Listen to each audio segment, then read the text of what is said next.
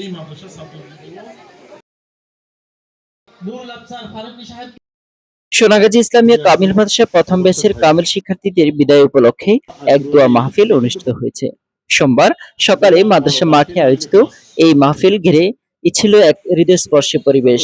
অনুষ্ঠানে প্রধান অতিথি হিসেবে উপস্থিত ছিলেন ইসলামী আরবি বিশ্ববিদ্যালয়ে ঢাকার উপাচার্য প্রফেসর ডক্টর মোহাম্মদ শামসুল আলম।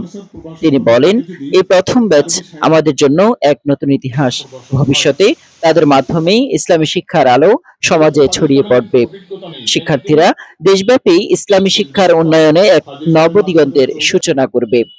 মাদ্রাসা শিক্ষার মূল লক্ষ্যই হচ্ছে সমাজে নৈতিকতা ও নেতৃত্বের গুণসম্পন্ন নাগরিক তৈরি করা।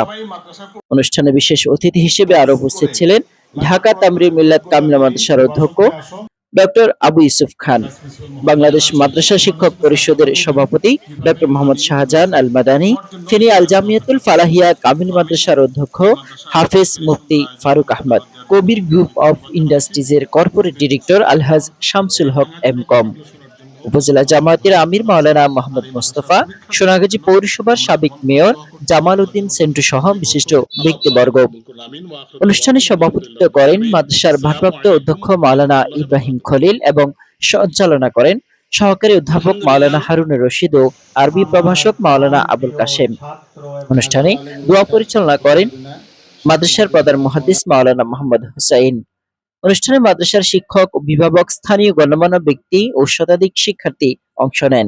এসে আমাকে সম্মানিত করা হয়েছে, আমাদেরকে দাওয়াত দেওয়া হয়েছে, আমরা খুবই খুশি।